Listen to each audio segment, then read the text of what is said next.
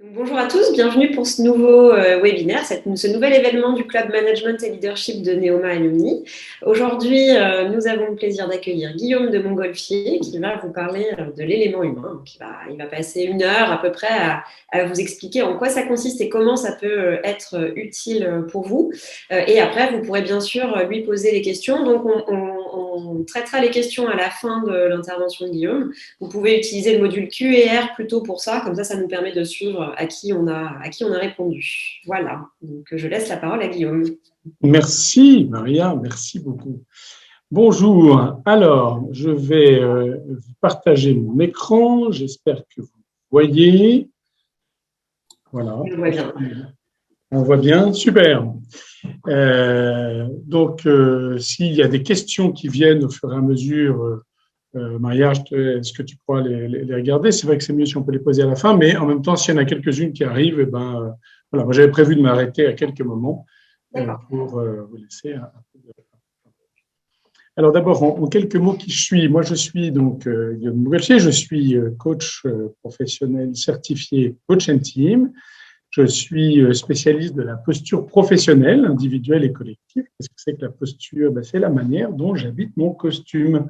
Voilà, et le costume qui m'est demandé de prendre à un instant T. Oui, parce que quand je suis au boulot, je n'ai pas la même posture que quand je suis dans mon club de foot ou quand je suis à la maison, etc. Et donc, la vraie question, c'est comment est-ce que je fais pour habiter pleinement ça? Et en fait, on voit que ça va chercher dans des registres qui sont très identitaires et très profonds. Voilà. Et donc, je suis, en tant que coach professionnel, ce n'est pas moi qui détiens la lumière, c'est plutôt moi qui essaye de simplement me laisser traverser pour permettre à chaque personne de trouver la lumière par elle-même. Donc, je me présente souvent comme étant un passeur de lumière, voilà. Et puis, donc, vous pouvez, si ça vous intéresse, vous pouvez retrouver mon site internet, Montgolfier Consultant. Et puis, je vous invite aussi à découvrir Accompagnement Solidaire.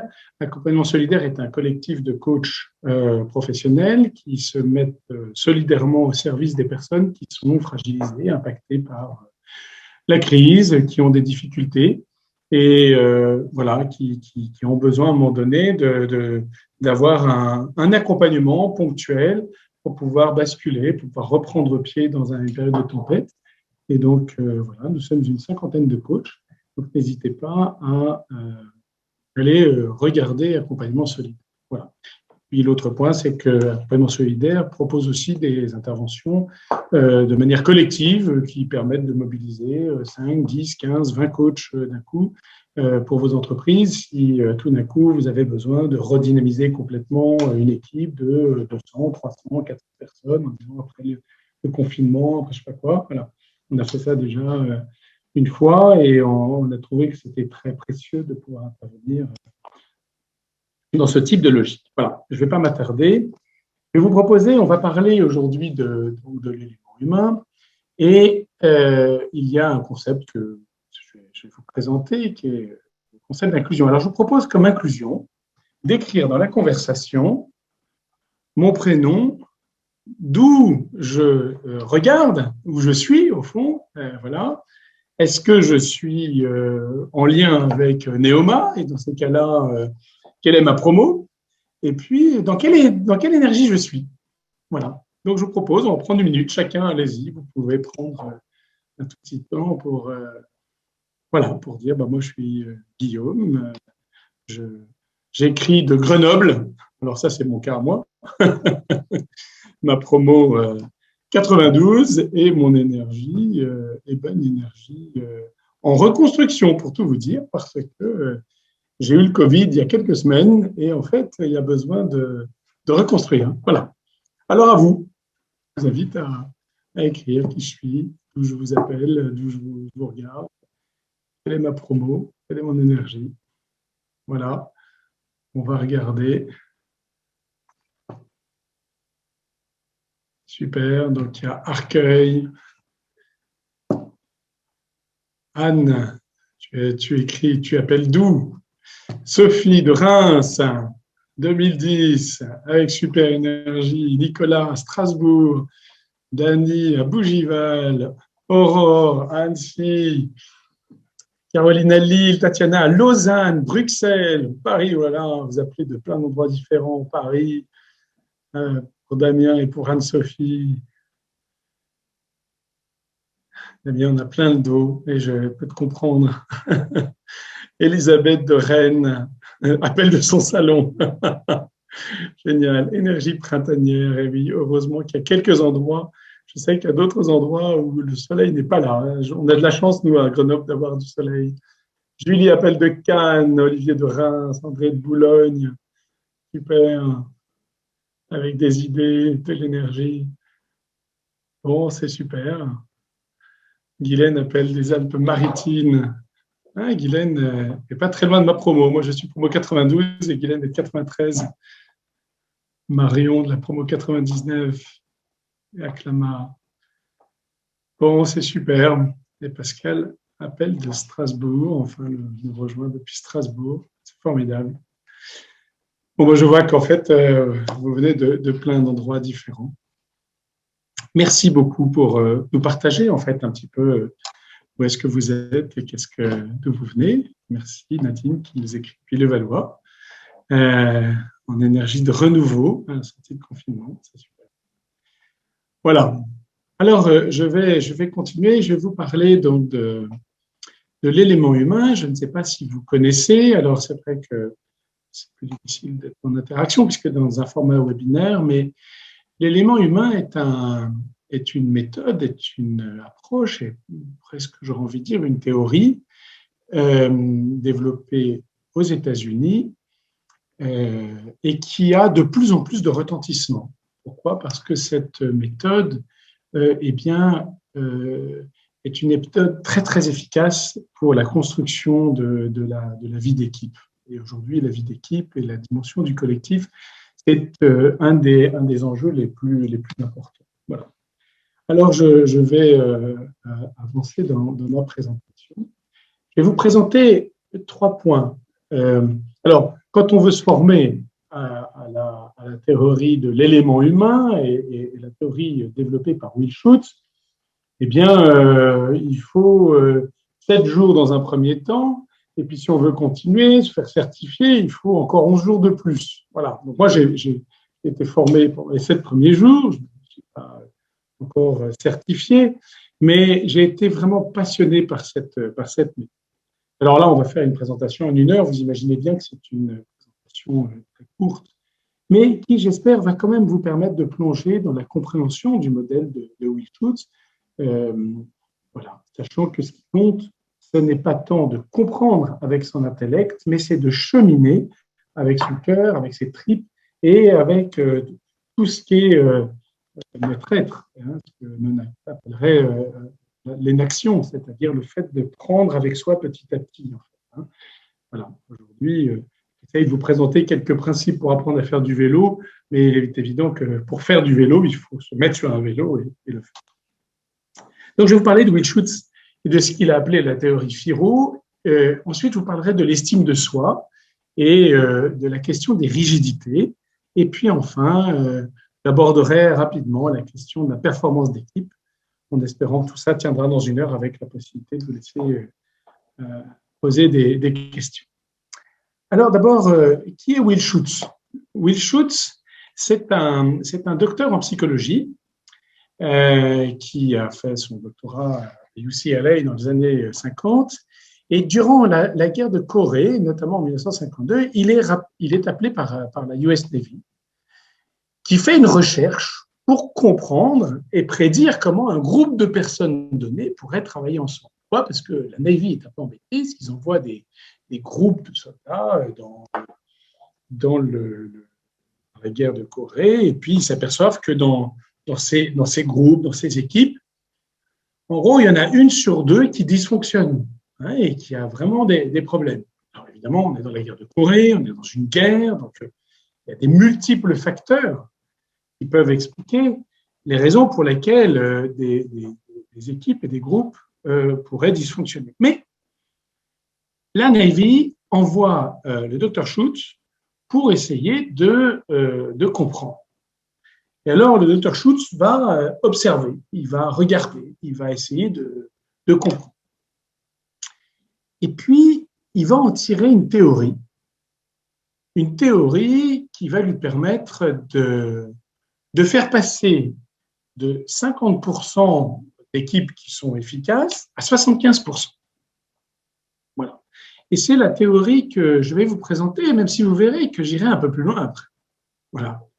Cette théorie, il l'a entre autres développée, il a écrit un certain nombre de bouquins, mais le livre le plus connu, c'est le livre qui apparaît sur la gauche de l'écran, qui est ce livre qui s'appelle L'élément humain, qui est un best-seller mondial, que vous trouverez aux éditions, Interéditions, je crois, qui vient d'être réédité. Là, je vous ai pris la photo du livre que j'ai chez moi, et qui est donc, je crois, l'ancienne édition.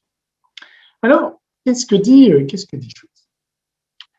Il dit, au fond, il va créer une théorie qui s'appelle la théorie FIRO, qui veut dire Fundamental Interpersonal Relationship Management. Et il va développer ça dans The Human. Alors, qu'est-ce que c'est que cette théorie? Cette théorie, elle dit, voilà, il y a moi, et puis il y a les autres. Et donc, on va regarder quelles sont les relations interpersonnelles. Et ça, c'est fondamental pour regarder ce qui se passe dans un groupe humain pour pouvoir après travailler dans la dynamique d'équipe. Donc, on va regarder ça. Alors, qu'est-ce qui se passe dans ces relations interpersonnelles? Eh bien, la première chose que va observer Schutz, c'est le fait que les personnes sont dans des interactions qui se manifestent par leur comportement, par la manière dont ils agissent les uns envers les autres. Donc, il va essayer d'aller explorer le comportement. Mais il va aller regarder quelque chose d'autre, parce qu'il dit le comportement, ce qui va m'intéresser, c'est d'essayer de regarder qu'est-ce qui se cache derrière le comportement. Et ce qui se cache derrière le comportement, c'est le ressenti que nous avons à l'égard des autres. Donc, il va explorer les sentiments, ce qu'il appelle les feelings, le sentiment que nous avons à l'égard des autres. Alors, on va d'abord regarder ensemble la question du comportement. Comment ça se passe? Qu'est-ce qu'on peut détecter dans le comportement de la relation avec eux? Alors, Will Schutz, il regarde ça et puis il dit, mais finalement, quand je vois les équipes fonctionner, quand je les vois arriver, quand je regarde, parce qu'après, il a regardé, je vous ai parlé tout à l'heure de Corée, mais en fait, après, il est allé poursuivre ses travaux, il les a poursuivis pendant, je ne sais plus, je crois, 40 ans, 40 ou 50 ans. Donc, il a beaucoup observé d'équipes fonctionner. Et donc, il dit, qu'est-ce qui se passe? La première chose que je vois apparaître, c'est par rapport au groupe, la relation d'une personne par rapport au groupe et par rapport aux autres, la première chose qui se passe, c'est la question de savoir si je suis dans le groupe ou si je suis en dehors de ce groupe. C'est la toute première question. En fait, il dit, on voit apparaître, et d'ailleurs, vous avez peut-être fait l'expérience, on voit apparaître des groupes dans lesquels vous avez des personnes qui sont quasiment non considérées, comme si elles n'avaient pas aucune place, comme si elles n'étaient pas là. Et le reste du groupe fonctionne. Voire, il y a des groupes dans lesquels chacun arrive, ne regarde absolument pas les autres, est complètement centré sur l'objectif, etc. Et ne se pose absolument pas la question de savoir s'il va y avoir une véritable, simplement, constitution de groupe. Voilà. Alors, la première question qui va se poser, au fond, dans la relation avec les autres, et c'est vrai aussi dans la relation avec une personne, c'est est-ce que je suis dans la relation ou est-ce que je suis en dehors de la relation? Donc, première question, est-ce que je suis dedans ou dehors? Cette question, pour Schutz, elle se traduit par la question pour chacun, celui qui arrive dans un groupe, quand le groupe se constitue, et pour tous ceux qui sont dans le groupe, La question, c'est la question de savoir quel est le niveau de contact que je veux avoir avec les autres. Et au fond, on s'aperçoit, et vous avez peut-être tous entendu parler de tout un tas de profils, de personnalités, etc. Mais indépendamment de la question des profils, la question c'est quand j'arrive et que je suis dans l'interaction avec les autres, est-ce que je souhaite avoir beaucoup de contacts ou est-ce que je souhaite avoir peu de contacts? Et cette dimension-là, c'est ce que Will Schutz appelle la dimension de l'inclusion. Voilà. La dimension de l'inclusion pour Will Schutz, c'est tout d'abord, c'est la dimension, j'allais dire, est-ce que je suis dedans ou est-ce que je suis dehors de la relation? Est-ce que je souhaite être vraiment pleinement là? Est-ce que je le manifeste? Est-ce que je manifeste que je veux du contact et je veux être en contact avec les autres? Et est-ce que je manifeste d'ailleurs? Est-ce que je veux que les autres soient en contact avec moi? Ça fait pareil. Voilà. Qu'est-ce que je veux? Qu'est-ce que j'apprécie de la part des autres? Je peux, moi, avoir besoin de manifester du contact et puis que les autres me contactent pas trop. Et rien que ça, rien que sur cet angle-là, travailler ça, ça va avoir des répercussions sur la vie d'équipe. Combien il y a d'équipes qu'on voit et qui, eh bien, en fait, en réalité, sont des gens qui sont disposés là, les uns à côté des autres, et dans lesquels il y a très peu de contact, à part un contact sympathique. Hein, mais...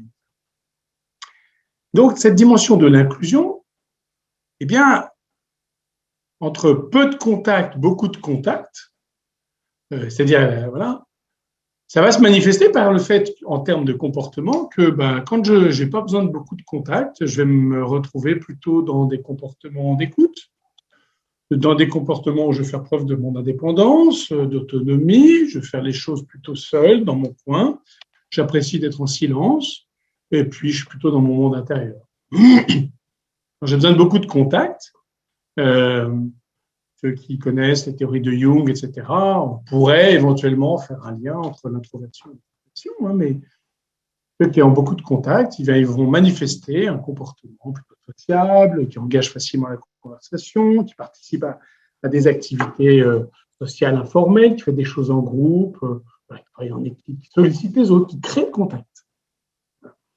Et rien que sur cet axe-là, vous voyez, prendre conscience de là où je suis et par rapport à là où sont les autres, ça va être important. Voilà. Je vais déjà, pour l'instant, m'arrêter là sur cette question, parce qu'on est vraiment sur une question de comportement, de qu'est-ce que je donne à voir. Le deuxième axe, dans la relation interpersonnelle, il y a un deuxième axe que Will Schutz a fait apparaître, est un axe de dire, OK, voilà, là, j'ai des contacts, j'ai le niveau de contact dont j'ai besoin et je suis bien en interaction en fonction de ce dont j'ai besoin, mais je suis bien en interaction avec les autres. Qu'est-ce qui se passe quand je suis dans cette équipe avec le niveau de contact dont j'ai besoin? Qu'est-ce qui va se passer? Il va se passer que je vais me poser une autre question. Spontanément, elle va venir assez vite, mais c'est une autre typologie de question. La question, c'est la question, là que je représente par un axe vertical, c'est la question du niveau d'impact que je veux avoir sur cette équipe. Au fond, Will Schutz le traduit par la question suivante, c'est est-ce que je veux être au-dessus ou est-ce que je veux être en dessous? Est-ce que je suis au-dessus? Est-ce que je suis en dessous? Est-ce que je manifeste dans mon comportement que je suis au-dessus ou que je suis en dessous? Alors, qu'est-ce qu'on appelle au-dessus ou en dessous? Quelqu'un qui va prendre le leadership, qui va un peu s'imposer aux autres, on va dire qu'il est au-dessus. Celui qui plutôt se laisse guider, qui a plutôt besoin ou envie de suivre, voilà, on va considérer qu'il est plutôt en dessous. Vous voyez, dans le comportement, il va y avoir aussi des attitudes, des positionnements au sein de l'équipe qui vont se manifester plutôt au-dessus, plutôt en dessous. Et avec cette question, en fait, derrière, qui est, en fait, qu'est-ce que je veux comme impact, en fait? Finalement, peut-être que je préfère un impact limité. Peut-être que j'ai besoin d'impacter. Alors, l'impact, c'est à la fois, évidemment, sur le contenu de ce que fait l'équipe, mais c'est aussi un impact sur les autres. On est dans les questions de relations interpersonnelles. Ça, cette question de l'impact, Will Schut va le traduire par un mot, enfin, va le traduire, la traduction, c'est de l'anglais en français, mais on va la garder. Il va prendre le mot pour exprimer ça, qui est le mot du contrôle. Voilà. La dimension du contrôle, quand on parle de comportement, c'est la dimension du niveau d'impact. Bon. Donc, quand on est dans cette dimension du contrôle, niveau d'impact que je veux avoir sur les autres, celui qui a besoin de beaucoup d'impact, il va influencer, prendre les choses en main, il va plutôt décider seul, il va être en général très ferme sur ses positions, poser le cadre, vérifier ce qui est fait, mais plutôt dans le meneur. Oui. Une personne qui aurait plutôt une préférence pour avoir peu d'impact, c'est plutôt quelqu'un qui est gouvernable, c'est-à-dire qui va s'adapter, qui va être flexible, qui va être ajustable, qui va plutôt se mettre au service. Il faut voir le mot serviteur plutôt dans une logique non pas de béni oui, mais plutôt de se mettre au service et qui est plutôt dans l'exécution. Donc, il va être une force d'apport et qui va plutôt laisser faire, voire lâcher prise. Et donc, la question qui va se poser pour chacun est de savoir quel est le besoin de chacun et est-ce que c'est OK en fait. Et comment est-ce qu'on va discuter pour vérifier que certains qui ont tous, si plusieurs personnes ont besoin d'avoir beaucoup d'impact, comment est-ce qu'elles vont pouvoir se mettre en lien les unes avec les autres pour s'ajuster par rapport à ça. Et dans la dimension de l'équipe, ça va être très important de pouvoir s'ajuster. On va voir, il y a d'autres dimensions après qui vont permettre de voir qu'est-ce qu'on va faire après dans la dynamique d'équipe. Mais vous voyez, cette dimension du contrôle, elle est très importante parce que lorsque nous sommes ensemble en équipe, eh bien, et que nous avons besoin de travailler ensemble, il est important de comprendre où chacun se situe et quels sont les besoins de chacun. Alors, je continue. Will Schut a mis au jour une troisième dimension. Parce qu'il dit, au fond, quand je regarde les équipes, là, Gardi Corée, mais les autres aussi, je vois que déjà, la première chose, c'est de savoir quel est le niveau de relation, de contact que les gens veulent avoir. Est-ce qu'ils sont dedans ou dehors? Le deuxième niveau, c'est de savoir si ils ont besoin, comment est-ce qu'ils se situent dans le au-dessus, en dessous. Et puis, il y a un troisième niveau. Un troisième axe qui est, vous avez deviné, après l'axe horizontal, après l'axe vertical, eh bien, il y aura l'axe de la profondeur. Cet axe de la profondeur, eh bien, c'est la question de savoir, la question que pose Will Schut, c'est est-ce que dans ma relation avec les autres, je suis ouvert ou est-ce que je suis fermé? Est-ce que, pour le dire d'une autre manière, est-ce que je suis prêt à me dévoiler par rapport à ce que je suis, par rapport à ce que je porte, par rapport à mes points de fragilité, par rapport à… Voilà. Quel est le niveau de clarté que j'ai envie d'avoir sur moi-même, sur le fond de moi-même? Est-ce que j'ai besoin de dire plein de choses, que tout le monde sache qui je suis, etc. Ou est-ce qu'au contraire, j'ai besoin de rester complètement en moi-même et ne pas montrer quoi que ce soit? Et est-ce que j'ai besoin que les autres, dans leur relation avec moi, soient aussi dans le même niveau d'ouverture ou de fermeture? Et parfois, moi, j'ai besoin d'être plutôt fermé, j'ai pas besoin mais j'ai besoin que les autres me disent un peu quelque chose de même pour pouvoir entrer dans une relation qui soit efficace, dans la relation d'équipe. Et alors, cette question, cet axe-là, qui est ouvert ou fermé, en fait, Will Schut l'appelle l'axe de l'ouverture. Ce qui va se traduire dans le comportement, par, si je refais aussi entre 0 et 9, une question qui est de dire, si j'ai besoin de beaucoup de dévoilement, je vais être beaucoup dans l'authenticité, dans la chaleur, je vais dire très facilement tout ce que je pense, je vais montrer mes émotions, je vais être assez dans l'affect, dans l'expression, dans l'honnêteté, voilà.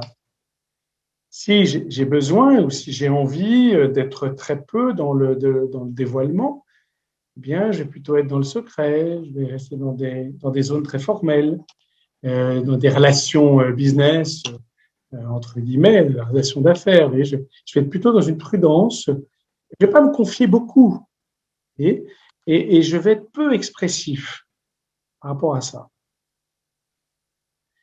Voilà, vous voyez, ça, ce que Will Schutz a découvert, c'est que on va voir, c'est le premier niveau de découverte déjà, c'est que dans le comportement, il y avait 3 axes fondamentaux qu'il appelle l'inclusion, le contrôle et l'ouverture, qui disent la manière dont nous avons besoin d'être en interaction avec les autres et dont nous avons besoin que les autres soient en interaction avec nous.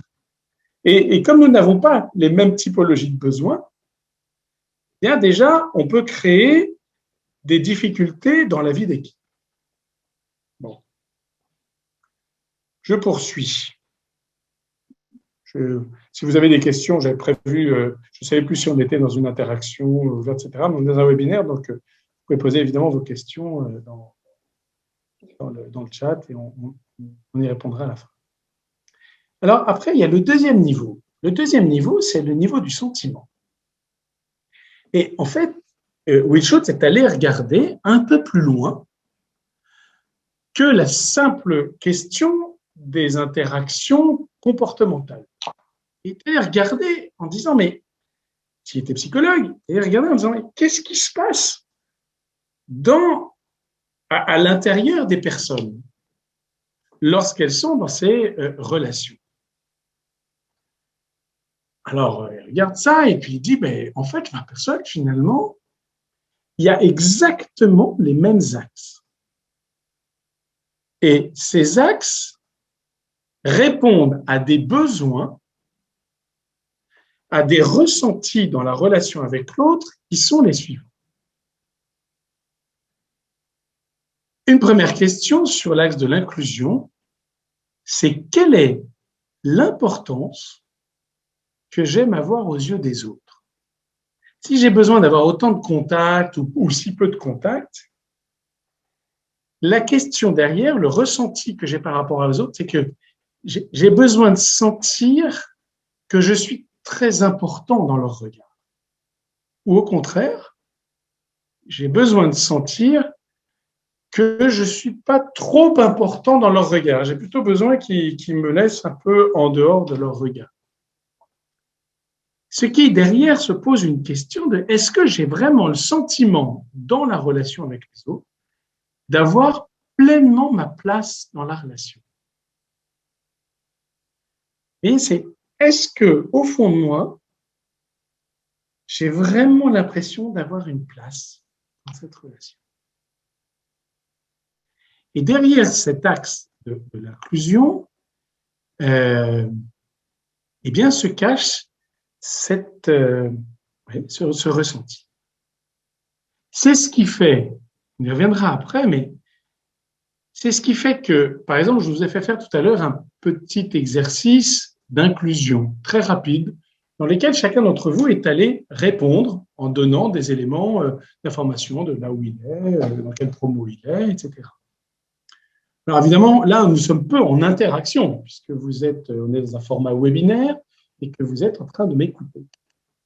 Mais dans n'importe quelle réunion, travail d'équipe, et par exemple dans le collectif accompagnement solidaire dont je vous parlais tout à l'heure, eh bien, il y a cette question de dire comment je fais pour être sûr de pouvoir bien prendre ma place. Et c'est la raison pour laquelle, moi, je vous invite à systématiquement commencer par un temps d'inclusion. Et pour aller un petit cran plus loin, ce qu'on appelle un jeu d'inclusion, un exercice d'inclusion. Vous avez vu tout à l'heure, vous avez répondu dans le chat, ça a pris 1 minute, 2 minutes. On peut faire des exercices d'inclusion qui soient très rapides, il y en a d'autres qui peuvent prendre plus de temps, chacun peut parler de sa météo du jour, etc. Je vous invitais un peu à dire quelle était l'énergie dans laquelle vous étiez. Mais on pourrait aller un peu plus loin. En fait, la question de l'inclusion, c'est comment dans l'équipe je vais pouvoir pleinement sentir, au moins au démarrage, que j'ai une place équivalente à celle des autres. J'ai le même temps pour m'exprimer. J'ai la même possibilité de partager quelque chose dans le chat. Et c'est ce qui va faire la différence entre ce qu'on appelle un exercice d'inclusion et un exercice d'icebreaker. Vous avez peut-être tous entendu parler des icebreakers. On fait souvent des icebreakers, c'est des trucs sympas. C'est souvent aussi des energizers, vous voyez, des choses qui vont nous mettre un peu en énergie. Voilà. En fait, un icebreaker ou un energizer, c'est un exercice, un jeu, par exemple, qui va nous permettre de nous mettre dans une dynamique, allez, pour, après le déjeuner, reprendre, etc. Donc, je prends un exemple. Vous allez, par exemple, faire à votre équipe un petit temps. Allez, on se met par deux. Vous avez 2 minutes pour fabriquer le plus grand nombre d'avions en papier qui pourraient aller le plus loin possible quand on les envoie. C'est super, on est à deux, vas-y. Et j'envoie mon avion en papier. Et donc, c'est très chouette, c'est sympa, on rigole, on passe un bon moment. Ça a pris 10 minutes en tout. Sauf que, forcément, dans un exercice comme celui-là, vous avez des gagnants et des perdants. Vous en avez qui sont allés plus loin et d'autres qui sont allés moins loin. Vraisemblablement, il y a beaucoup de chances que les perdants sentent qu'ils ont une place un peu différente dans l'équipe. Ils sont les perdants. Dans ces cas-là, on est bien sur un exercice d'icebreaker ou d'energizer. On n'est pas du tout sur un exercice d'inclusion. Les exercices d'inclusion, ce sont des exercices qui ne vont pas mettre en compétition parce que ce sont des exercices qui vont permettre à chacun de pleinement prendre sa place et d'avoir une place équivalente à celle des autres. Et pouvoir dire comment il a envie de se sentir dans la relation. Donc, les exercices d'inclusion, il y en a plein. Si ça vous intéresse, je pourrais vous en envoyer, vous m'écrirez et je pourrais vous en envoyer un certain nombre. Donc, vous voyez, cette question-là derrière, il y a la question du feeling, donc le sentiment. Est-ce que je me sens important dans le regard des autres? Est-ce que vraiment j'ai pleinement le sentiment d'avoir ma place? Bon, on voit bien que là, on est quelque chose d'un peu plus profond que simplement est-ce que je veux du contact. Il y a quelque chose d'un petit peu plus profond là. Donc, Will Schutz va continuer de creuser, il va regarder cette question des sentiments et il va les regarder du côté du contrôle. En disant, mais qu'est-ce qui se joue là derrière sur le plan du sentiment dans la relation que nous avons les uns par rapport aux autres? Et il dit, au fond, la question qui va se poser derrière, est-ce que je suis au-dessus ou en dessous? C'est dans mon ressenti, est-ce que je me sens capable? Est-ce que je me sens compétent? Est-ce que je me sens à la hauteur par rapport à l'autre? C'est peut-être ça qui va expliquer d'ailleurs la raison pour laquelle j'ai envie de prendre le leadership, de mener, ou plutôt d'être quelqu'un qui va être un contributeur. La question là, ça va être de se dire, ouais, qu'est-ce que je peux mettre en place pour que chacun puisse pleinement, dans son ressenti par rapport aux autres, se dire, ben moi ça va, dans le regard des autres, je me sens bien capable, je me sens bien compétent, je me sens bien à la hauteur. Mais ceux d'entre vous qui ont été formés à l'élément humain, il y en a peut-être, ben, là, dans l'instant, je peux vous dire, moi, Guillaume, j'ai eu un premier niveau de formation, je n'ai pas eu le deuxième niveau, les 11 jours, je ferai ça l'année prochaine. Je me dis, tiens, est-ce que je suis bien juste? Si jamais je dis quelque chose qui n'est pas très correct, si je vous dis ou si je vous fais des liens un peu ambigus par rapport à Jung, par rapport à l'introversion, l'extraversion, par rapport aux autres éléments, Et si jamais je me fais interpeller par l'un d'entre vous qui est beaucoup plus pointu sur le sujet et que je me fais déstabiliser, comment je vais réagir? Qu'est-ce qui va se passer? Est-ce que je vais me sentir à la hauteur? Et vraiment, c'est pas du flan ce que je vous raconte, c'est une vraie question. Donc, comment là, je me sens dans ma compétence. Le mot compétence, d'ailleurs, il faut être vigilant. Il ne faut pas le voir juste au niveau de la compétence technique. Hein. Très souvent, la compétence, ça traduit est-ce que je suis un bon contrôleur de gestion, est-ce que je suis un bon dans le marketing, etc. Alors, ça fait partie, hein. Mais plus fondamentalement, c'est dans le regard de l'autre, est-ce que j'ai l'impression qu'il me regarde comme quelqu'un de capable, de compétent, de quelqu'un qui est vraiment à la hauteur, vous voyez? Voilà. Donc, quelles compétences j'aime pouvoir ressentir dans les yeux des autres? En gros, est-ce que j'ai l'impression que j'assure par rapport aux autres? Et dans la vie d'équipe, eh bien, il va falloir qu'on se pose la question de savoir si dans notre manière de faire, on permet à chacun de se sentir compétent. J'accompagne très souvent des équipes de direction, direction générale, de direction, des équipes de management. Je m'amuse souvent à leur poser la question, ça ressemble à quoi vos réunions d'équipe? Ça ressemble à quoi pour faire une réunion d'équipe? Oui, non, ça ressemble à quoi concrètement? On est dans une pièce, il y a une table, on est autour de la table, et puis il y a un ordre du jour, et puis on parle, quoi. Ouais, très bien. Et donc, chacun a vraiment le sentiment d'être complètement compétent à la hauteur, etc. Oui, enfin, c'est vrai qu'il y a toujours un peu les mêmes qui prennent la parole. On voit bien hein, ceux qui, voilà, ouais, très bien. Et les autres, de toute manière, on les écoute, hein, parce que. Okay. Et souvent, je pose la question de dire, voilà, combien de fois dans vos réunions d'équipe, de direction, vous faites un break et sur un sujet, vous dites, écoutez, voilà, on se regroupe par 3, on prend 10 minutes, allez, on se répartit, on va même dans un bureau, etc. Mais dans 10 minutes, vous revenez. Et notre réflexion, on l'a élaborée par petit groupe de 3 plutôt que de l'élaborer devant les 12 personnes de l'équipe.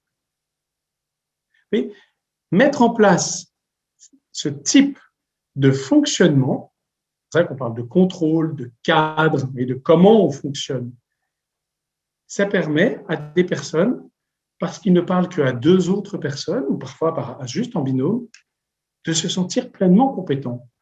Sinon, ce n'est pas très facile.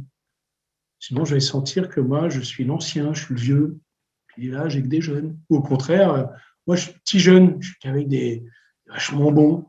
Ou au contraire, moi, je ne suis pas de cet univers-là. Ou au contraire, moi, je ne viens pas de ce milieu-là, etc. Et donc, comment on fait les choses pour que j'ai bien ma place, hein, ça c'est clair, mais pour que à ma place, je puisse me dire, mais quand je parle, quand je dis des choses, je suis pleinement entendu. C'est peut-être pas génial ce que je veux dire, mais voilà, on me reconnaît la capacité de contribuer utilement, même si c'est une petite contribution. Et voilà un deuxième axe qui va faire que dans notre vie d'équipe, il va y avoir quelque chose qui va s'améliorer. Ça va? Alors, j'ai souvent l'habitude de dire est-ce que ça va, mais comme je ne vous entends pas, je vais continuer. Le troisième axe, c'est l'axe de l'ouverture. Et dans l'axe de l'ouverture, en fait, ce que Will Schutz détecte, il dit, mais au fond, derrière, la question qui va se poser, c'est est-ce que je me sens aimable? Est-ce que je me sens apprécié par l'autre pour ce que je suis, avec ou malgré mes limites? Ou est-ce qu'il y a une réserve en moi qui est telle, il y a quelque chose qui fait que je ne veux pas, en fait. Ouais, voilà, je ne sens pas dans le regard des autres qui vont être capables de me regarder avec toutes mes fragilités. Alors là, je ne vous vois pas, mais si je vous parle de moi en vérité, là, quand je vous ai parlé tout à l'heure de ce que c'est vraiment en vérité, voilà. Pas simple, hein? Pas simple d'aller dire à une cinquantaine de personnes qui sont là en train d'écouter, Voilà, si je vous raconte un truc sur WeShoot qui n'est pas tout à fait juste, etc., peut-être que vous allez me titiller et vous auriez bien raison sur le fond, mais moi, peut-être que je ne vais pas bien le vivre, en fait. Non. Mais ce n'est pas simple d'arriver à dire ça, hein, et à dire que peut-être que je peux être touché très vite. Peut-être que, voilà, je m'aperçois, par exemple, je vais vous dire, si je vais aller juste un cran dans l'ouverture, vous voyez, par exemple, moi, par exemple, je suis très sensible à la question de l'inclusion. Et donc, est-ce que j'ai une place? Et donc, au départ, vous voyez, alors j'ai beaucoup travaillé ça, mais au départ, quand j'étais consultant il y a une vingtaine d'années, je travaillais énormément pour être sûr d'avoir une place chez mon client. Bon, depuis que je suis coach, j'ai compris qu'en fait, je devais être à la fois dedans et à la fois dehors, pour pouvoir être dans la position méta et la position qui permet de prendre du recul par rapport à ce que vit une équipe, par rapport à ce que vit une personne. C'était très compliqué. J'étais très sensible à cette question de dimension de l'inclusion. Vous voyez. Mais arriver à l'avouer, ça, alors là, j'étais bien incapable de le faire. Voilà, donc, à quel point j'ai besoin de me sentir aimable aux yeux des autres. Vous voyez. Alors, beaucoup de gens vont cacher ça par mais attendez, on n'est pas au boulot pour se faire aimer. Hein. On est là pour bosser ensemble. Oui, sauf que c'est méconnaître le fait que quand on est autour avec une équipe, eh bien, cette dimension de la relation affective, vous voyez, la manière dont je suis apprécié par l'autre, elle rentre en compte. Certains vont dire, moi, je suis apprécié simplement pour ma compétence. Très bien. Ça veut dire que ce sont des personnes qui vont avoir l'axe vertical, l'axe du contrôle, qui est très engagé. Hein, voilà. Donc, voilà. Mais d'autres ont besoin d'être un peu plus dans une relation, vous voyez, d'amitié, de se dire, voilà, même si on n'est pas dans l'amitié, j'ai besoin de sentir. Bon, maintenant je vais un cran plus loin, parce que je voulais vous poser des questions. Voilà, vous voyez, ça fait un petit récapitulatif. Hein, dans la relation, au fond, il y a l'inclusion. En termes de comportement, c'est des questions de contact, dehors, dedans. Est-ce que je me sens important aux yeux des autres? Est-ce que j'ai bien une place? Contrôle, c'est l'impact, dessous, dessus. Est-ce que je me sens compétent? Est-ce que j'ai un rôle? L'ouverture, c'est le dévoilement. Est-ce que je me sens sympathique, appréciable? Est-ce que je suis capable de parler en vérité avec l'autre, en fait, de ce que je vis, de ce que je ressens? Alors, eh bien, voilà, je voulais vous proposer ça. On va pas faire un exercice où chacun va se positionner. Je vois l'heure qui avance, mais vous pourriez, chacun d'entre vous, voyez, vous dire, tiens, est-ce que j'ai envie de me situer, moi? Il est où mon curseur, en fait? Non, elle est un cran plus loin. Parce que Will Schutz, vous voyez, il a travaillé ce I, ce C, ce O, et puis il est très content, parce qu'il fait passer les équipes, notamment de la Navy, notamment en Corée, il fait passer les équipes de 50% d'efficacité, c'est-à-dire d'équipes qui se maintiennent, je ne sais pas du tout comment est-ce qu'ils mesuraient la notion d'efficacité dans le cas d'une guerre de Corée, mais en tout cas de cohérence, voilà, d'efficience dans leur manière de fonctionner, il fait passer à 75%. Mais en réalité, Wichut s'est bien emmerdé. Parce que sa question, c'est celle-là. Comment je peux faire pour arriver à ce qu'il y ait 100% d'équipes qui fonctionnent efficacement? Alors, il creuse, et là, il a mis une bonne vingtaine d'années à creuser. Il a quitté ces recherches-là, il est allé du côté c'était pas la Silicon Valley, enfin, il est allé rejoindre tous les Carl Rogers, etc., qui étaient en pleine effervescence, ébullition, chacun dans son coin essayait de trouver des théories. Puis, Wichut, au fur et à mesure, toujours en étant marqué par cette première approche, se dit, il y a certainement quelque chose à creuser. Et c'est là qu'on arrive à la question de l'estime de soi et des rigidités. En fait, Wichut va dire, à force de réfléchir et de regarder ce qui se passe, voilà ce qu'il dit. Alors, je vous lis, je vous ai mis le paragraphe qui est la page 133 de son livre que je vous ai présenté tout à l'heure, parce que ça me paraît très intéressant. Il arrive à la conclusion, il dit, en fait, les équipes n'échouent pas parce qu'elles sont en désaccord. Il dit, elles n'échouent pas parce qu'elles n'ont pas de but commun. Il dit elles n'échouent pas parce que leurs membres ont des approches différentes de la résolution des problèmes, ou même parce qu'elles n'incluent pas certains types de personnalités. Vous savez, on est en train de se dire, est-ce que dans le MBTI, est-ce que dans le DISC, dans Insight, dans le process COB, est-ce qu'il faut bien avoir? Non. Il dit en fait, elles n'échouent pas. Elles échouent ou elles ne fonctionnent pas parce que une ou des personnes sont rigides. Or, une personne est rigide quand son self, ce qui a été traduit dans la version française par son concept de soi, est menacé. Quelle merveilleuse ironie, dit-il, si nous voulons améliorer la performance d'équipe, nous devons travailler sur les individus. Et donc, en fait, il dit, mais au fond, derrière ce que j'ai repéré dans les comportements, mais même dans les sentiments à l'égard de l'autre, il y a quelque chose d'autre qui se passe. Vous voyez, ce dont on vient de parler ensemble, là, c'est la question de ma relation aux autres. Et ce que va dire Schutz, il dit, mais il y a quelque chose d'autre derrière. C'est ma relation à moi-même. C'est mon self. C'est quelle est l'estime que j'ai par rapport aux autres. Et donc, il va creuser, là, je n'ai pas le temps de le faire avec vous, mais il va recreuser quelque chose pour aller beaucoup plus profond, pour dire comment est-ce que chacun, au fond, se regarde lui-même. Quelle est sa relation par rapport à lui? Je vais prendre un exemple. Au fond, derrière l'axe de l'inclusion, comment je m'inclus, c'est au fond comment je suis pleinement vivant.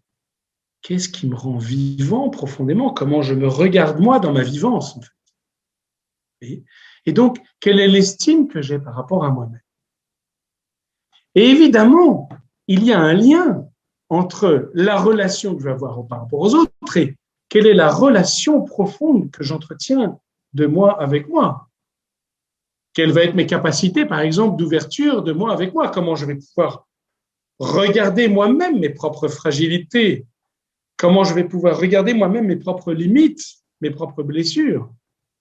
Comment est-ce que je suis capable de me regarder et d'avoir une haute estime de moi malgré tout ce qui fait peut-être mes fragilités, mes blessures, etc., pour pouvoir être dans une relation aux autres qui soit différente.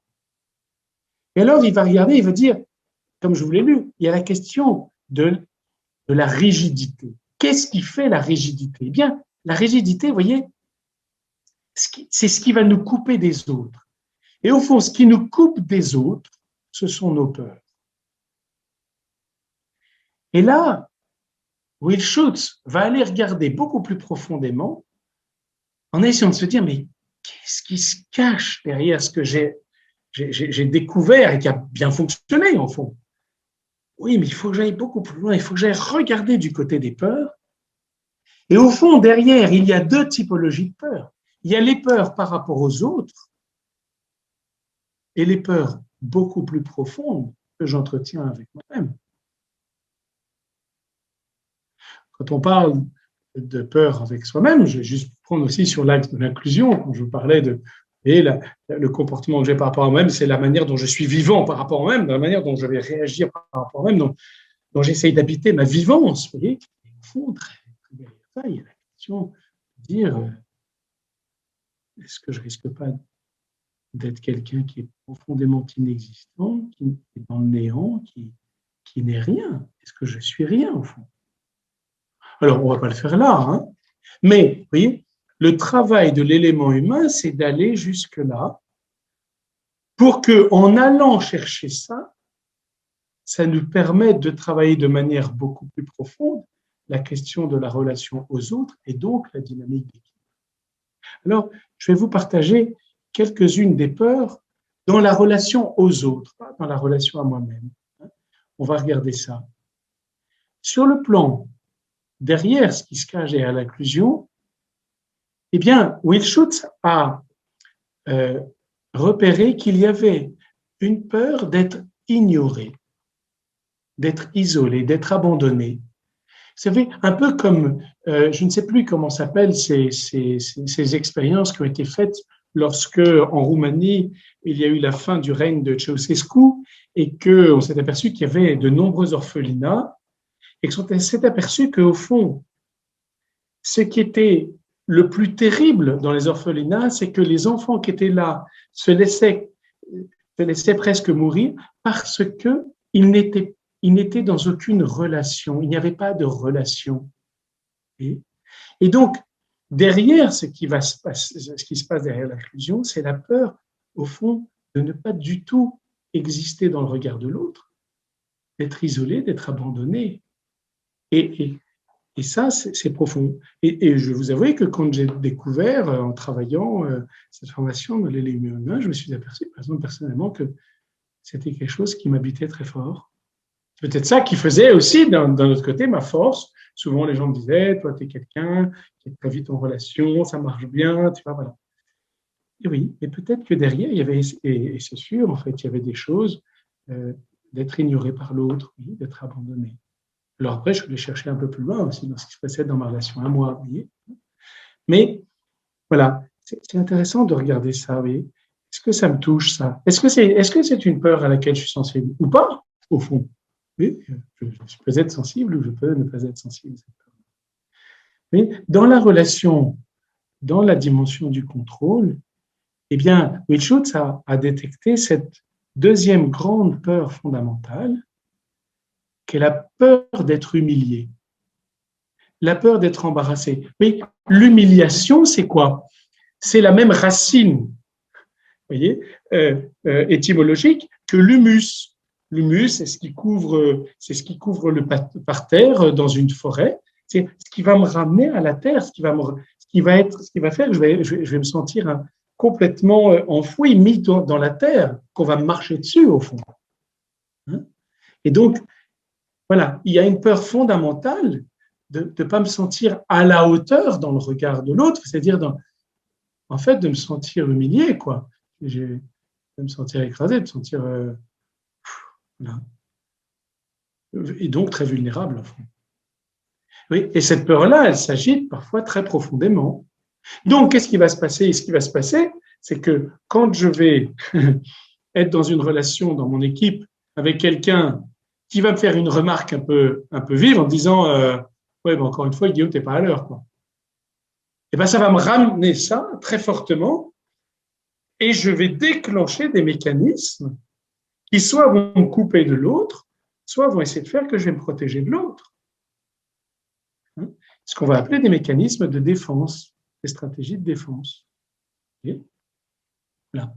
Le troisième axe, dans l'axe de l'ouverture, qu'est-ce qui va faire que quelles sont les peurs qui se trouvent derrière, au fond, cette question de l'ouverture? Eh bien, c'est la peur d'être affectivement rejeté, d'être haï. Ce qui n'est pas la même chose que d'être ignoré, vous voyez. Être ignoré, c'est on ne me regarde pas, au fond. Et là, derrière l'ouverture, c'est on me regarde, mais en plus de ça, on me méprise, on me rejette, on me hait, on me regarde en disant quelque part, tu me dégoûtes, Guillaume. Voilà. Comment je suis sensible à cette question-là, oui, par rapport au regard de l'autre. Et ce sont des choses très, très profondes, oui, qui vont s'activer en fonction de la manière dont l'autre va réagir à un moment donné de l'équipe et qui vont faire qu'à un moment donné, je vais pouvoir me couper de l'autre. Vous voyez? Donc, la question derrière, c'est derrière ces trois grandes peurs, la peur d'être ignoré, d'être isolé, la peur d'être embarrassé, d'être humilié, la peur d'être rejeté, d'être méprisé. Eh bien, chez chacun d'entre nous, ces grandes peurs vont s'agiter, vont se réveiller malgré nous, si nous ne prenons pas suffisamment conscience du fait que ça existe. Et lorsque je travaille ma conscience de moi, eh bien, je peux faire le choix de ne pas me laisser envahir par cela. Et donc, je peux faire le choix de ne pas me laisser activer, malgré moi, par mes mécanismes de défense à l'égard de l'autre. Et donc, je peux quitter ma rigidité à l'égard de l'autre. Et donc, en quittant cette rigidité, rentrer dans une relation par rapport aux autres qui va être beaucoup plus fluide. Tu me dis que je suis encore pas à l'heure. Bon, je voudrais dire que Le encore est un peu de trop parce que ça me fait mal et je trouve que c'est pas ajusté. Je suis d'accord avec toi que je suis pas à l'heure. Bon, la prochaine fois, j'aimerais que tu m'aides à travailler sur qu'est-ce qui pourrait me faire que je pourrais être à l'heure. Oui. Et donc, si je suis capable d'être conscient de ce qui se passe en moi, alors, dans la relation que nous allons avoir au niveau de l'équipe, nous allons être beaucoup plus efficaces. Oui. Donc, je voulais vous faire travailler ça, mais on n'aura pas le temps, oui, parce qu'il est important que chacun puisse se dire, tiens, quelle est ma peur? Est-ce que je serais prêt à en parler, vous voyez, dans l'équipe? Est-ce qu'à un moment donné, je serais prêt à en parler, oui? Se dire, tiens, c'est quoi, au fond, j'ai peur de ne pas être à la hauteur, d'être nul, d'être… Alors, je vais encore plus loin parce que je vois que l'heure passe et qu'il faudrait qu'on ait quand même un petit temps pour les questions-réponses si vous en avez. Qu'est-ce qu'on peut faire? Comment on travaille la question des performances d'équipe? On pourrait regarder aussi quelles sont les typologies de rigidité. Il y a 6 typologies de rigidité. Mais qu'est-ce qu'on peut faire? Vous voyez, parce que je crois que vous êtes là aussi, ça vous intéresse, peut-être se dire, tiens, et alors, comment on fait? Quelles sont un peu les techniques? Alors voilà, dans les techniques, enfin, si je puis dire, dans l'inclusion, comme je vous l'ai dit tout à l'heure, une manière de faire, c'est de commencer systématiquement toute réunion par un temps d'inclusion, qui permet à chacun d'avoir sa place, sans mise en compétition. L'autre point, c'est de reprendre régulièrement des temps pour vérifier que l'équipe est bien alignée sur le sens. Pourquoi? Parce que qu'est-ce qui fait que j'ai pleinement ma place? Qu'est-ce qui fait que je me sens important? C'est que je partage avec les autres le même sens. Et la question du partage du sens, c'est une manière de se sentir aligné, et donc c'est une manière d'avoir pleinement sa place. Oui, nous sommes bien tous ensemble alignés au service du même sens. Et voilà. Et donc, vous pouvez faire des tas de jeux d'inclusion, alors il y a des jeux enfantins, etc. Vous pouvez faire des partages de situations, quelle est ma méthode du jour, etc. Vous pouvez faire des flash sens, par exemple, chacun écrit la mission de notre équipe, puis le partage. Si on s'aperçoit qu'on est désaligné, c'est pas grave, on se dit, bah merde, tiens, finalement, on n'est pas aligné, on reprévoit un temps. Voilà, on avait dit qu'en équipe de direction, on allait faire un flash sens. Et puis tout d'un coup, on s'aperçoit que non, en fait, on voudrait faire semblant de croire qu'on est aligné. Il y a quelque chose qui est très intéressant. Et souvent, je m'aperçois que je fais parler les gens dans une équipe de direction, par exemple, et puis les choses sont assez différentes, mais ils ont tellement besoin de sens et de se sentir ensemble, oui, se sentir inclus, ils disent non, en fait, on dit la même chose. Alors après, je leur dis regardez, en fait, entre Roger qui dit ça et Séverine qui dit ça, vous trouvez vraiment que vous êtes complètement alignés? Non, mais on veut bien que… Non, mais soyez objectifs. Donc, ça vaut le coup qu'on prenne le temps de le faire, de comprendre ce qui se cache derrière la parole de chacun, etc. Ne serait-ce que, par exemple, un truc tout bête, quel est le rôle de notre équipe de direction? Être membre d'une équipe de direction, ça veut dire quoi? Ou membre d'une équipe de management, ou membre d'une équipe. C'est quoi le job? C'est quoi le rôle? Alors, deuxième point sur le contrôle, vous voyez, ça va être important de poser des cadres qui vont favoriser la contribution. Le cadre, ça peut être le cadre de comment on travaille. Est-ce qu'on se donne systématiquement des temps en binôme, des temps en trinôme quand on est dans notre équipe? Quand on a 2 heures, 3 heures d'équipe de direction, est-ce qu'on a le temps pour respirer? Est-ce qu'on a le temps pour partager, brainstormer ensemble? Mais, comment on structure notre temps? Est-ce qu'on se donne des règles de fonctionnement et des règles de discussion? Quand il y en a qui parle, il n'est pas interrompu. Là, par exemple, c'est sympa parce que vous respectez une règle, c'est que vous ne m'interrompez jamais. Bon, un peu, vous savez, vous ne pouvez pas. Mais oui, comment est-ce qu'on clarifie les périmètres et les rôles de chacun? Ça a l'air évident, mais je m'aperçois de combien il y a d'équipes dans lesquelles, en fait, on dit, mais non, mais sur un certain nombre de sujets, on n'est pas au clair, au fond. Et tout ce qui va apporter du cadre, tout ce qui va clarifier, de la clarification, va permettre d'aller dans le sens du contrôle. Et puis, dans l'ouverture, ce que vous pouvez faire, c'est travailler les signes de reconnaissance. Question que je voulais vous poser. Combien de fois par semaine et par jour, vous dites à vos coéquipiers qu'il y a quelque chose qui est génial dans ce qu'ils ont fait? Combien de fois vous leur dites merci? Combien de fois vous les invitez à dire « Oh là là, j'ai vu que là, pour toi, c'était pas facile, etc. » Combien de fois nous sommes dans la logique de valorisation réciproque? se donner des signes de reconnaissance positive. Comment est-ce que je travaille les ressorts de la confiance? Est-ce que nous nous réservons des temps dans notre équipe pour simplement parler de nous, parler de la manière dont chacun se sent simplement dans l'équipe? Comment est-ce qu'on prend conscience des peurs? Est-ce qu'on a des occasions, par exemple, de parler de ces grandes peurs fondamentales? Oui. Voilà. Donc, est-ce que j'ai des séminaires dans lesquels je peux le faire? Est-ce que je sais quels sont les ressorts de la confiance à l'égard de l'autre? Est-ce que je les active, ces ressorts? Est-ce que c'est purement théorique? Je les ai vus en formation en management un jour. Je trouvais ça vachement bien, mais en fait, on ne le fait jamais. Quand est-ce qu'on fait des speed meetings? Voilà. Bon, je m'arrête là. J'avais envie aussi de vous faire travailler sur qu'est-ce que nous faisons pour développer l'inclusion. Voilà, qu'est-ce qu'on fait pour développer le sentiment de compétence et le contrôle? Qu'est-ce qu'on fait? Voilà. Eh bien, nous n'aurons pas le temps de le faire. Et je vais vous laisser poser vos questions. Je vais arrêter là le partage d'écran.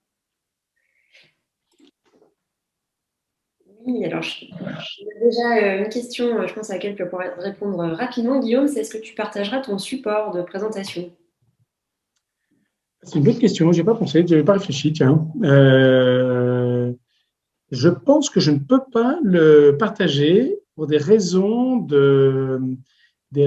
parce que j'ai demandé à ceux qui m'ont formé déjà, est-ce que je peux réutiliser? Ils m'ont dit, tu peux réutiliser, mais on n'a même pas le droit de te donner. Par exemple, j'ai pris le logo de l'élément humain là, au tout début, mais je ne suis pas très sûr d'y avoir le droit. Donc, je vais beaucoup, pour l'instant, je ne m'engage pas à le faire.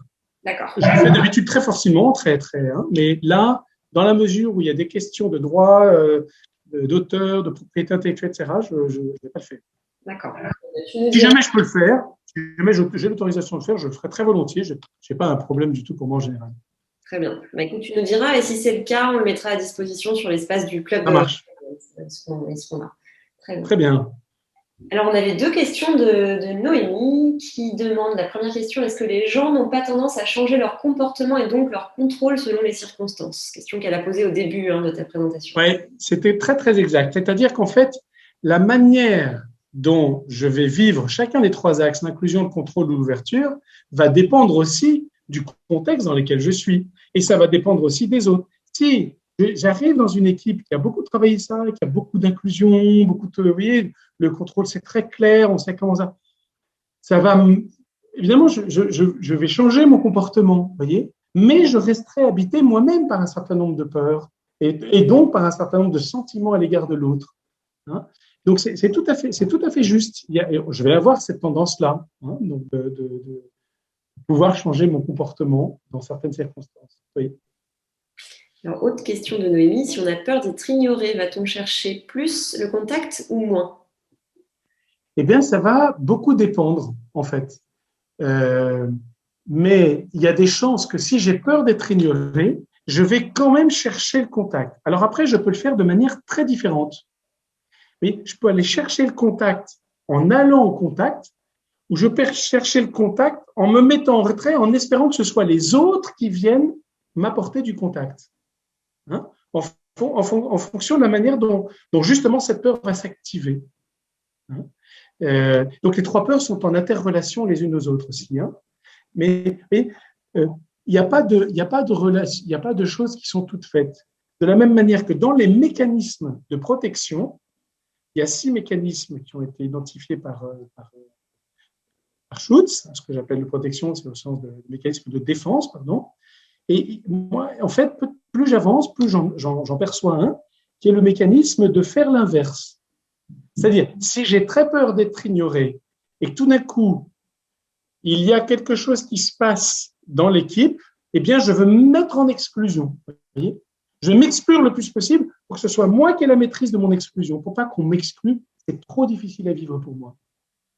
Si c'est les autres qui m'excluent. Donc, je vais m'exclure par moi-même. Ou par exemple, dans le contrôle, si j'ai peur d'être humilié, je vais tout de suite prendre les devants en disant regardez comme je suis nul. Non, je me dis ça. Mais si tout d'un coup j'ai cette peur-là, voilà. Donc il y a des mécanismes voilà, je ne vais pas revenir là-dedans parce que je n'ai pas le temps de rentrer dans les mécanismes de défense, mais voilà. D'accord.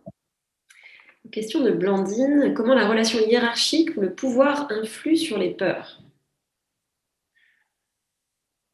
Alors, le pouvoir, en fait, la relation hiérarchique, elle va, dans la mesure, notamment sur la question du haut-bas, et de en dessus, en dessous, elle va réveiller plus ou moins.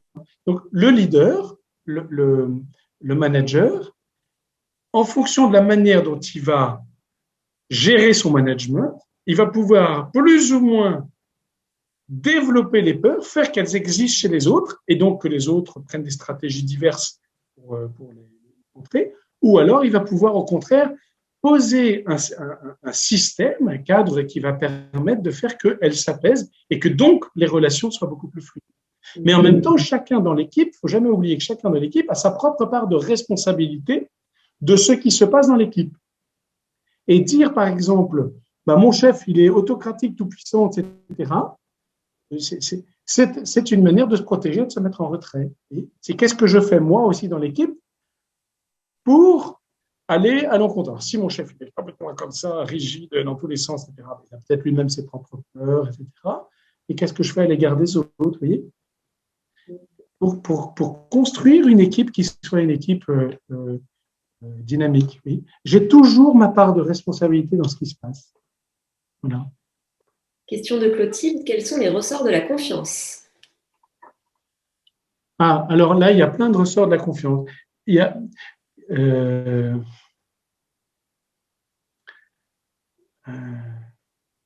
j'aime bien la formule suivante. Une formule qui est deux éléments. C'est comme une formule avec un comment dire, deux éléments multipliés et qui sont divisés par quelque chose. Alors, la multiplication, c'est quoi? C'est la proximité, voire l'intimité avec l'autre, multiplié par la crédibilité de moi et de l'autre, hein, donc le niveau d'intimité que nous avons, multiplié par le niveau de crédibilité, hein, voilà, l'intimité, c'est ce que nous avons la possibilité d'échanger régulièrement, de nous connaître, etc. La crédibilité, c'est est-ce que tu fais ce que tu dis ce que tu fais, enfin, vous voyez, c'est ça. Divisé par le risque que je perçois de ce que tu vas me faire vivre. Donc, plus je vois que je sens chez toi un niveau de risque, plus la confiance va diminuer. On est dans le numérateur, hein, dans le dénominateur, pardon. Plus en revanche le risque va diminuer, plus la confiance va se lever. Et j'aime beaucoup cette formule-là. En fait. Alors après, il y en a plein d'autres, hein, des ressources de la confiance. Voilà. Alors, autre question, je ne sais pas si tu auras le temps d'en parler. Vous avez présenté les peurs. Alors déjà, la personne te remercie pour ta présentation très riche et très concrète.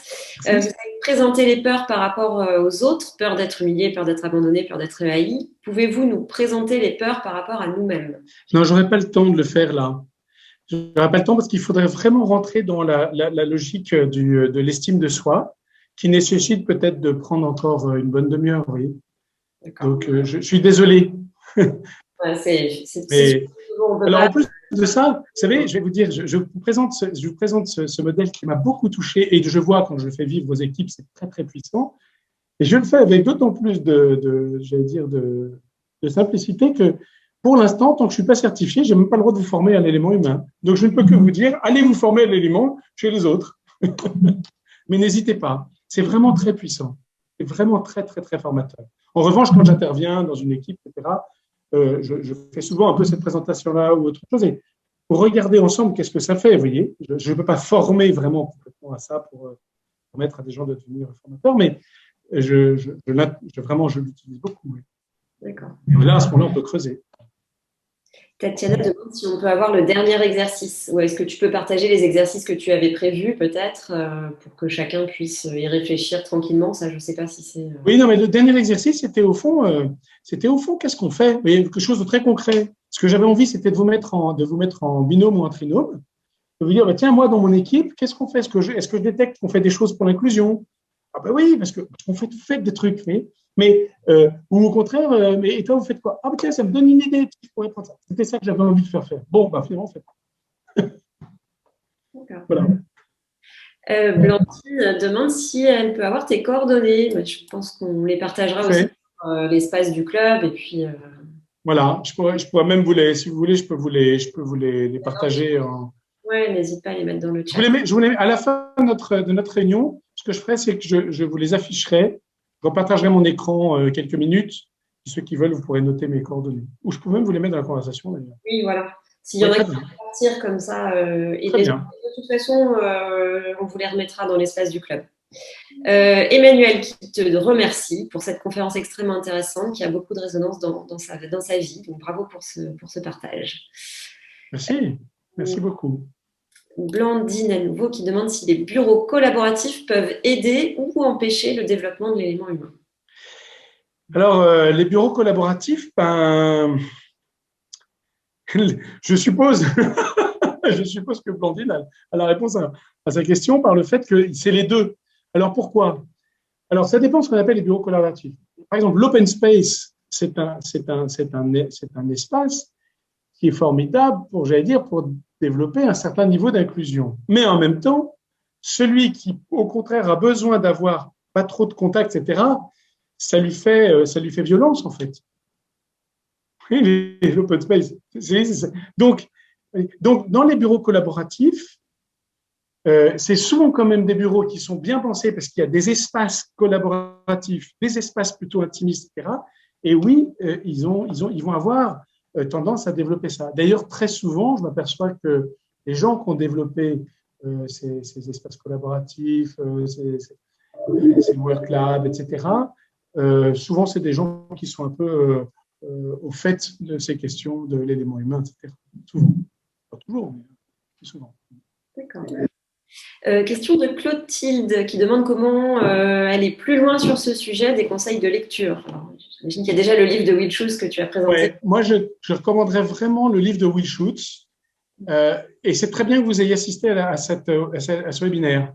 Parce que le livre de Will Schutz, c'est bien d'être un peu introduit.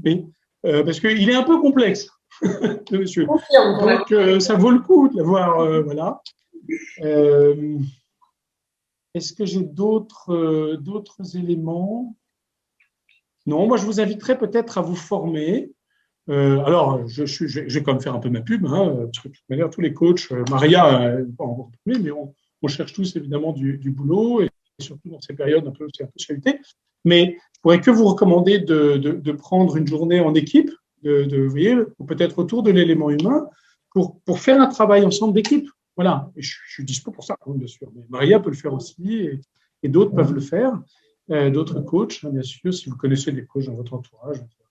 Je ne suis pas le seul, je serais bien loin de penser que je suis le plus meilleur bon, etc. Mais n'hésitez pas, oui, pour aller plus loin, n'hésitez pas à essayer d'expérimenter. C'est ce que je peux vous recommander. Et sur l'organisme de formation, il y en a un en particulier, Guillaume? Oui, alors, l'élément humain est une fédération de tous les coachs certifiés, habilités à certifier. Bon, voilà, moi, je me suis fait former par Laurence Medjevetsky, que j'apprécie beaucoup. Il y a Luc Potier, il y a Pascal Lerue. Enfin, en fait, ils sont tous fédérés, et dès qu'ils font une formation, ils la postent sur le site officiel de l'élément humain en France. Et à ce moment-là, vous pouvez les regarder. Et puis, alors, il y en a qui font ça à Grenoble, d'autres à Lyon, d'autres à tel endroit, etc. Donc, c'est un peu partout en France. Et puis, en fonction des dates, en fonction du lieu, etc. Moi, je me suis fait former, je suis grenoblois, je me suis fait former à Nantes. Mais pourquoi? Parce que je connaissais Laurence, parce qu'elle fait partie de la SF Coach, la Société française de coaching comme moi. Voilà, il y a plein de raisons qui peuvent. Voilà. Mais vous pouvez aller chercher sur le site. On mettra aussi la référence du site à ce moment-là. Oui, ça, il faudrait que je vous donne la référence. Là, je ne l'ai pas spontanément. Mes coordonnées, j'ai pu vous les mettre. Mais, mais ça, pour le coup, j'irai chercher puis je te le donnerai maintenant. D'accord, pas de souci. Comme ça. Marin demande, chaque groupe évolue en permanence le temps de la réunion. La complexité d'un travail en groupe vient de cette évolution permanente de chacun au sein du collectif. La prise en compte de cette évolution nécessiterait de modifier l'ordre du jour d'une réunion. Comment faire? Ça, par exemple, typiquement, ça fait partie de l'axe du contrôle. C'est-à-dire, est-ce que j'ai posé un cadre qui permet qu'à un moment donné, on revoie le cadre? Si je dis l'ordre du jour, c'est yallah, etc., et qu'il n'y a pas cette possibilité de dire comment on fait pour revoir cela, ben, ça va être compliqué. Et donc, effectivement, je vais faire vivre des choses un peu violentes pour certains qui auraient besoin de dire, mais là, j'ai besoin qu'on fasse une pause, j'ai besoin simplement de dire comment je me sens, comment je suis, où est-ce que je suis, etc. Et comment c'est intégré, et typiquement là-dedans. Voilà, la prise en compte de l'évolution. Bon, je réponds rapidement, mais il faudrait regarder qu'est-ce qu'il y avait derrière la question à chaque fois. Hein, et voilà. Alors, une question un peu drôle pour la conclusion. Là, c'est pourquoi tu portes 2 montres? Eh bien, c'est une très, très bonne question. Je vous laisserai réfléchir. Je vais vous le dire. Quand j'étais étudiant à Neoma, eh bien, j'ai perdu ma montre. Et donc, j'étais vachement énervé parce que j'étais tout le temps en retard au cours. Et donc, j'étais vachement embêté. J'étais en plus dans le BDE, voilà, enfin bref. Et alors, le fait de perdre ma montre, comme j'étais déjà en retard, ça m'embêtait. Donc, j'en ai racheté une. Et tout d'un coup, j'ai retrouvé la première au fin fond d'un tiroir. Je me suis dit, je ne vais jamais regarder l'heure dans un tiroir. Et donc, j'aime bien ce qui est original, mais discret. Et donc, j'ai mis les deux. Et donc, franchement, bravo pour l'avoir vu, parce qu'il y a des gens avec qui, parfois, j'ai vécu en coloc, etc., et qui, au bout d'un an, ne l'avaient même pas vu. Donc, on a une question de Maria. Souvent, les peurs sont liées à l'histoire personnelle de chacun, chacune. Comment travailler cela en équipe? Oui, alors, on ne va pas tout travailler en équipe, parce que pour pouvoir travailler les peurs en équipe, en tout cas, le niveau des peurs de l'histoire personnelle, il faut être arrivé à un niveau d'ouverture assez fort dans l'équipe. Donc, ce n'est pas tout de suite qu'on va le faire. Donc, pour le faire, pour répondre à la question, on va prendre du temps pour progressivement aller vers là. Alors, s'il y a des choses d'une histoire personnelle très profonde qui sont touchées, moi, je peux inviter, alors je vais dire ce mot avec lequel j'étais en très grande difficulté au tout début de ma formation de coaching, etc., et avec lesquels petit à petit j'ai apprivoisé, et j'inviterai peut-être les personnes à oser explorer du côté de la thérapie. Vous voyez? Alors, ce mot de thérapie, moi, me faisait très peur, j'étais très en rejet de ça. J'ai fini par comprendre que c'était une manière de prendre soin, et en plus de ça, il est très important, enfin, beaucoup de coachs, en tout cas tous les coach and team, sont tous à la fois supervisés dans leurs gestes professionnels, c'est-à-dire ils apportent des sujets en disant quoi, etc., mais pouvoir prendre du recul par rapport à ça. Et tous les coach and team ont aussi un lieu thérapeutique. Hein. Donc maintenant, je me sens beaucoup plus à l'aise, vous voyez, parce que voilà. Donc les grandes peurs très profondes qui viennent de l'histoire, c'est un peu ni se travailler en coaching, ni se travailler en équipe, ça va se travailler dans un autre lieu. Mais en revanche, pouvoir partager certaines peurs de la relation à l'autre, etc., ça se fait quand j'ai travaillé l'ouverture. Et donc, on travaille en général d'abord l'inclusion, et très rapidement d'ailleurs, on travaille le contrôle, et puis on pose des jalons où petit à petit, on entre dans l'ouverture. Vous voyez, l'ouverture, c'est vraiment ce qui va aller toucher du côté du plus fragile en moi, vous voyez. Donc, je ne vais pas tout de suite aller dire, yallah, on y va, et hop, allez, tout le monde y va. D'abord, il y aurait des résistances, il y aurait des fermetures, des mécanismes de défense très forts. Il s'agiterait. Hein. Voilà. Ok. Donc, il y a une question sur le replay. Donc, le replay sera accessible d'ici quelques jours, voire la semaine prochaine certainement, sur l'espace du Club Management et Leadership. Donc, c'est accessible aux adhérents Neoma, en revanche. Voilà. Donc, d'ici la semaine prochaine. Julie, vous avez évoqué la notion de speed meeting. Qu'entendez-vous par cela? Est-ce que ce sont des one-to-one? Oui, alors les speed meetings, ce sont des exercices qu'on fait souvent dans les cadres de séminaires de cohésion, etc., dans lesquels on prend un temps, c'est préparé en disant, je vais faire un petit papier pour chacun de mes collègues de mon équipe. Alors après, dans les questions qui sont sur le petit papier, peuvent être très variables, mais en gros, moi, souvent les questions que j'aime bien, c'est qu'est-ce que j'apprécie chez toi? Qu'est-ce que tu apportes à l'équipe? Qu'est-ce que tu m'apportes à moi? Le deuxième point, c'est qu'est-ce qui me freine? Qu'est-ce qui me met en difficulté parfois avec toi? Et le troisième point, c'est qu'est-ce que j'aurais besoin de pouvoir travailler davantage avec toi sur le plan relationnel de la profession? Vous voyez. Alors, je vais préparer un petit papier pour chacun. Et puis après, eh bien, je vais aller rencontrer chacune des personnes.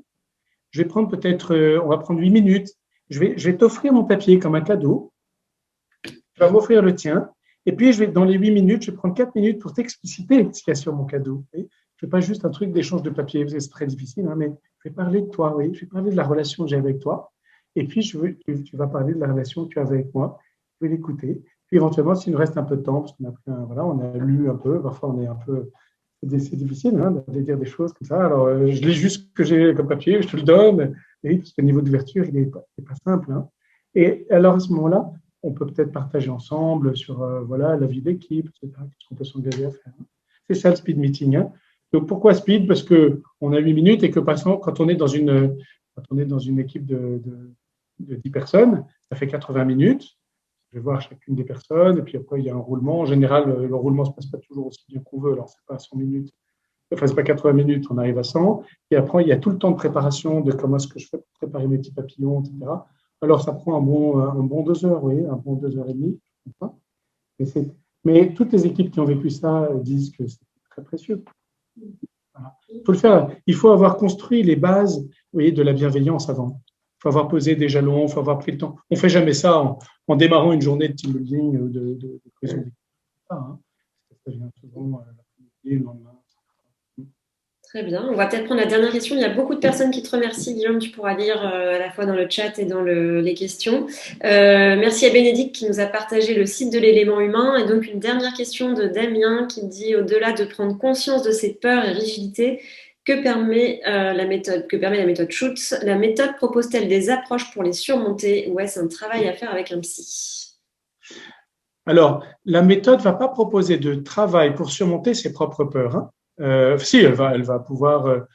Il y a tout un tas de principes qu'on travaille beaucoup quand vous êtes formé, donc c'est pas moi qui vous formerai, mais vous verrez, on explore tous ces niveaux-là, on prend le temps en fait d'explorer ça, et ça c'est très puissant, et on est beaucoup à la fois dans des petits jeux très concrets, etc. Enfin, c'est vraiment, elle est géniale cette formation. Maintenant, qu'est-ce que permet la méthode? En fait, la méthode, elle va permettre de faire un vrai travail d'équipe. Elle va permettre d'aller en profondeur dans notre travail d'équipe et de pas juste rester sur l'efficacité de l'équipe, c'est quand on sera bien aligné sur on est bon, etc. On va vraiment aller dans la profondeur de la relation entre nous. Et donc, moi, je fais beaucoup le lien entre l'élément humain et quelque chose que je n'ai pas le temps de vous présenter là, mais qui sont les différents niveaux de maturité d'une équipe, hein, qui ont été pointés par Vincent Lénart. Et qu'une équipe, elle va croître en maturité. Et en fait, le travail de l'élément humain est un fantastique travail pour faire monter l'équipe en maturité et pour pouvoir être dans une équipe j'allais dire de niveau 3, par exemple, c'est-à-dire une équipe qui est capable de bosser son chef, capable de vraiment se connecter à ce qui fait sens pour nous dans l'équipe, etc., qui permet de... Voilà. Et qui, en même temps, est capable, dès qu'on est dans une situation de crise, de revenir en mode beaucoup plus directif en disant « Attends, chef, là, on a besoin de toi, clac, tu y vas, enfin, tu décides pour qu'on soit… » Enfin, vous voyez, d'être capable de prendre des postures avec beaucoup de souplesse en fonction des sujets. Et donc, l'élément humain permet de travailler ça. En fait. Et parce qu'on fait en permanence un aller-retour entre moi, mes peurs, etc., et en même temps mes envies, mes besoins, vous voyez, et en même temps la dimension de ce qui se passe entre nous dans la dimension collective. Et c'est là que cette pas une formation, mais cette méthode est vraiment très puissante. Très bien. Eh bien, merci beaucoup, Guillaume. Merci à tous pour votre participation. Le prochain événement du club, ce sera le 7 juin. Donc, vous serez informés comme d'habitude pour cet événement. Donc, merci beaucoup, Guillaume. C'était super intéressant, super riche. Moi, je voudrais quand même remercier d'abord tout le monde d'être là, mais surtout à vous, à toi, Maria et Zéfa, pour tout ce que vous faites pour ce club, parce qu'il faut quand même rappeler que vous le faites bénévolement. C'est formidable. Et vous investissez beaucoup d'énergie et de temps. J'aimerais juste le dire et le saluer. Merci. Voilà. C'est un plaisir. Merci beaucoup. Eh bien, à bientôt tout le monde. Merci encore. À bientôt. Au revoir à tous.